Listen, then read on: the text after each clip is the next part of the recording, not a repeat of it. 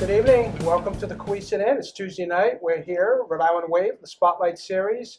Stop by the Queesit Inn. They have room for your parties in the upcoming holiday season. Stop at the bar for a drink or just stop by and chat with a friend like I am tonight with Meg Grady, Executive Director of Meals on Wheels. Welcome to the Spotlight Series. Thank you. Food smells great. So happy to be here tonight. Absolutely. So tell us a little bit about Meals on Wheels, other than people know that senior citizens get meals. There's more to the story. There is much more, Scott. Meals on Wheels of Rhode Island is 53 years old here in Wow. Rhode Island. We started in 1969 with 17 seniors and one route in Providence. And just a few weeks ago, we served our 20 millionth home-delivered meal. Wow, who got to do that? Governor Dan McKee, Lieutenant Governor Sabina Matos, co-delivered the meal to one of our wonderful clients, Bernadette Crawley, who lives in Central Falls. And is she been a customer for quite some time? She has been. So Mrs. Crawley is a big fan of Meals on Wheels because we help her live independently. Each weekday when the driver pulls up with her meal, he honks so she knows to come to the door. And she was just a wonderful person, a big fan of the governor, loves her Meals on Wheels driver, over 90 years old. And because of us, she can live healthy and safe at home. So tell us a little bit about what Meals on Wheels does, besides delivering 20 million meals. We are busy. Meals on Wheels is much more than a meal. We not only meet the nutritional needs of older adults by bringing a meal that meets 1/3 of their dietary requirement, we are a life-saving safety check and an opportunity for socialization. We're best known for our home-delivered meal program that's bringing meals to older adults' homes, whether it's a paid driver in the greater Providence area or a volunteer statewide. Our meals are cooked and chilled. So when the senior receives it, they can heat it up in the microwave or the oven. And with the safety check, I have many stories about how Meals on Wheels has actually saved someone's life.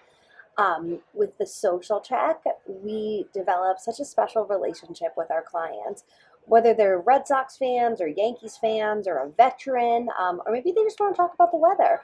We check on them each day and alongside the meal bring a smile. And this is for single adults and adults that are married or living with someone else? That's a great question. So our clients are 60 years or older. Okay.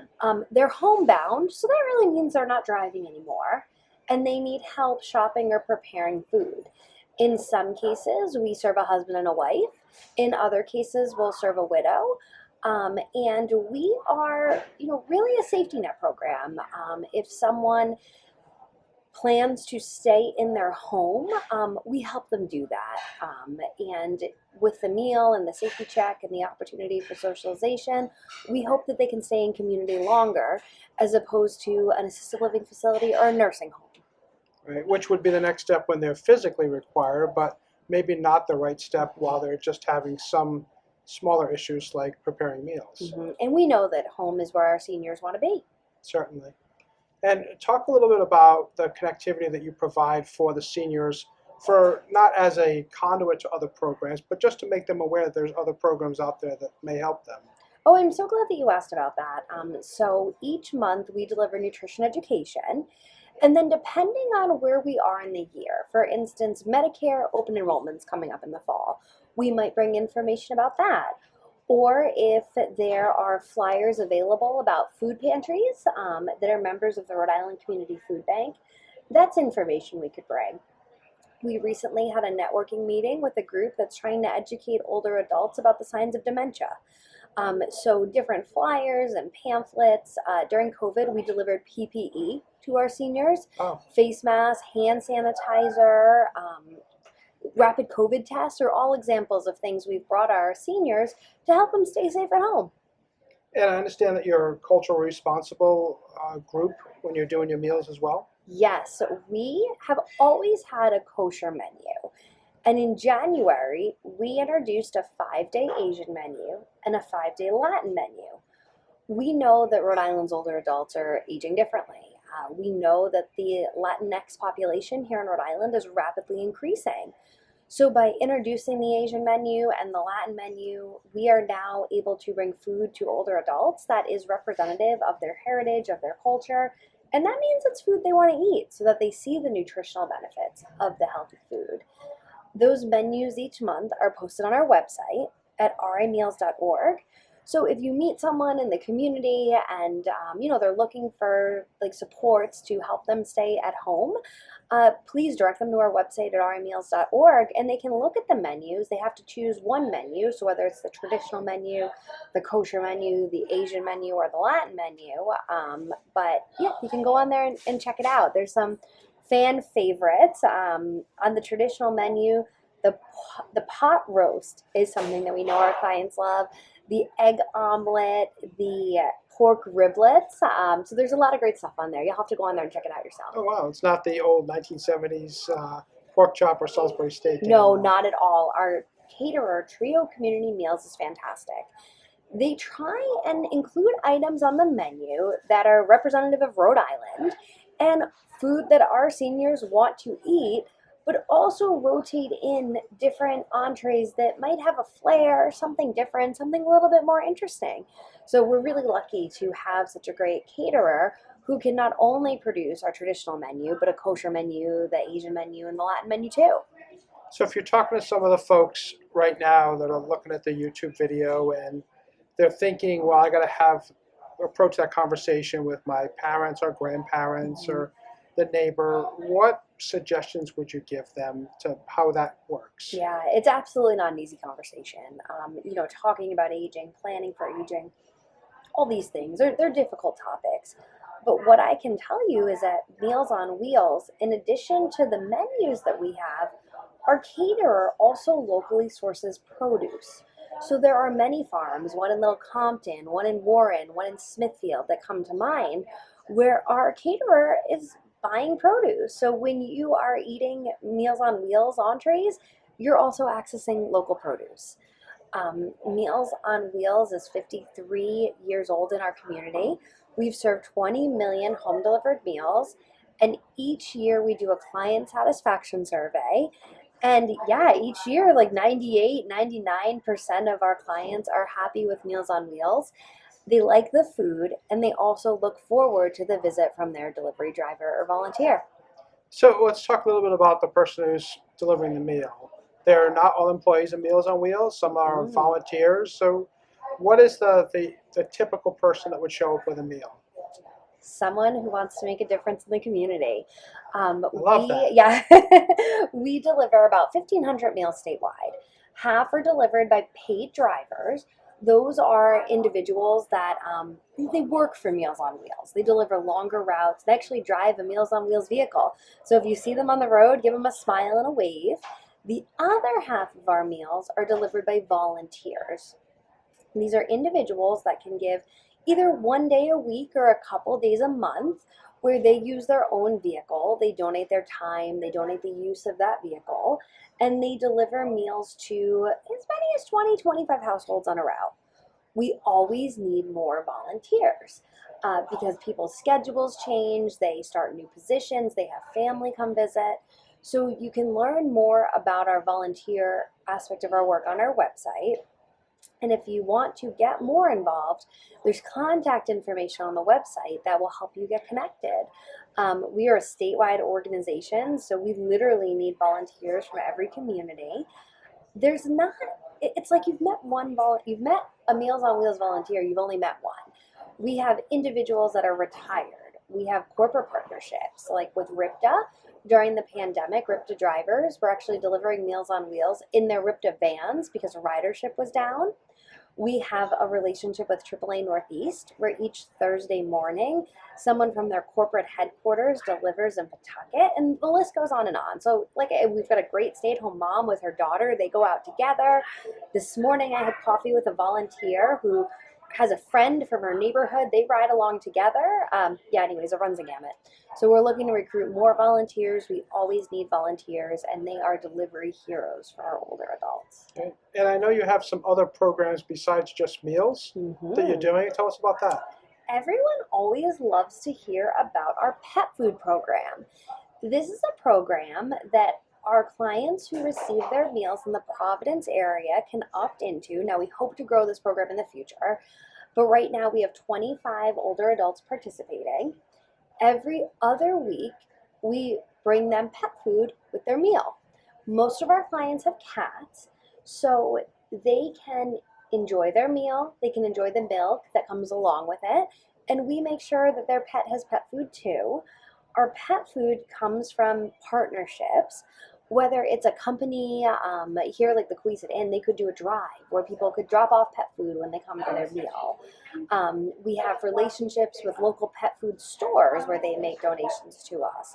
And we just wrapped up, or we're in the process of wrapping up, a pretty significant strategic planning process.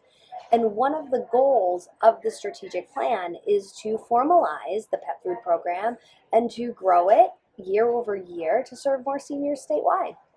So you're saying you need more donations of pet food? We do. We always need more donations of pet food. So if you're listening out there, and this is not something that's just for a moment, if you have dog or cat food or supplies, like the Rhode Island Wave has, make a donation.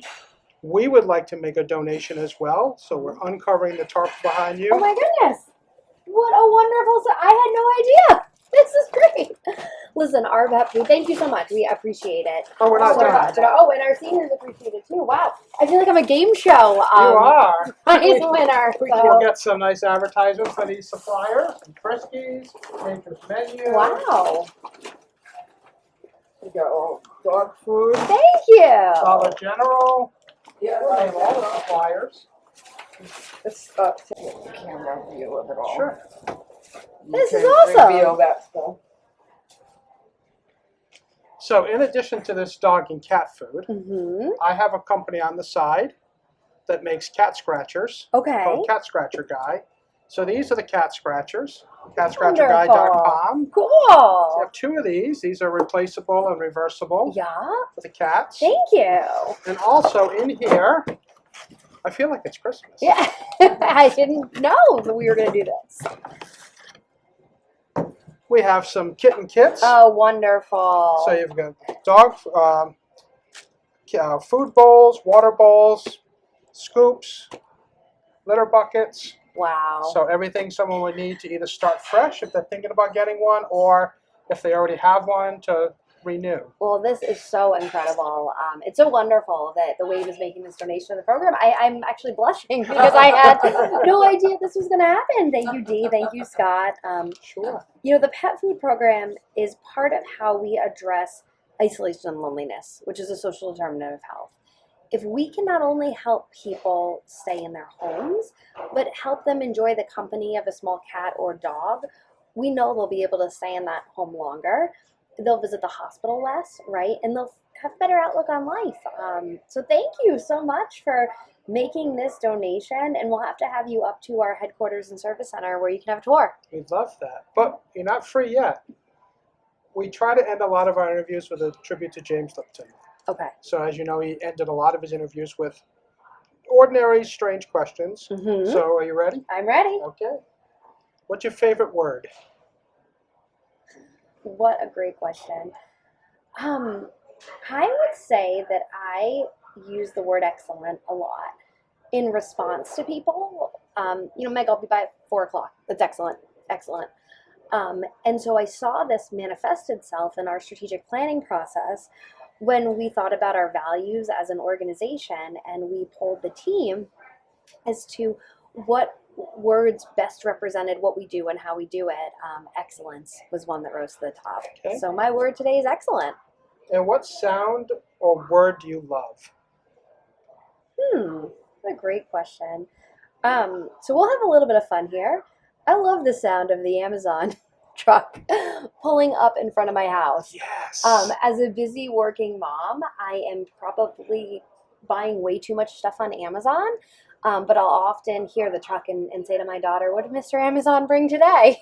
Yeah, isn't it great? Because then the Alexa goes off and the the ring goes off to let you know someone's at the door. My Yeah. wife says to me, "How did you know someone came?" Because everybody told me. I heard it. Yeah, the only Alexa function we really need to work on is the one that says you spent $17.89 on whatever, because then my husband sees what's actually coming in all these Oh, boxes. Next question is, if you could do something with zero chance of failure, what would it be? I feel like this is it. It's been such an honor and a privilege to serve as the executive director at Meals on Wheels of Rhode Island.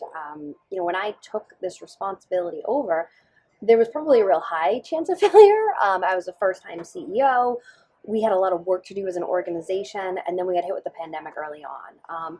So I think this is it. I mean, high chance of failure, but really loving the opportunity to serve the board in this important mission and work. So that's the good part. Mm-hmm. What career would you not want to do? Oh my goodness. I don't necessarily have an answer for that. As like a career-driven person, I've always kind of known what I want to do, and I've gone to do it. I'll have to think of something funny here. Let me see if I can do this on the fly. I don't know. You'll have to have me back on the show so we can talk more about it. Lastly, if you could go back in time and talk to your 12-year-old self for some advice, what would you say? Get contacts. The glasses in the 80s were not friendly to beautiful young faces. I would say go talk to mom and dad and tell them you're responsible and you're ready for contacts. I hope this is not where Dee puts up a picture of 12-year-old me on the screen with the big glasses that were helping my vision around my cheeks. Sure, you're fine. If she's not going to do my part in the middle, your glasses are safe. Meg, thank you so much for being here. Thank you so much for everything you're doing for the seniors. Again, folks, if you want to get involved as a volunteer, for yourself, for a parent, grandparent, go on Meals on Wheels website. They'd love to talk to you and get everyone in the family on the right track. Thanks, Thank you so much. Happy to be here. All right.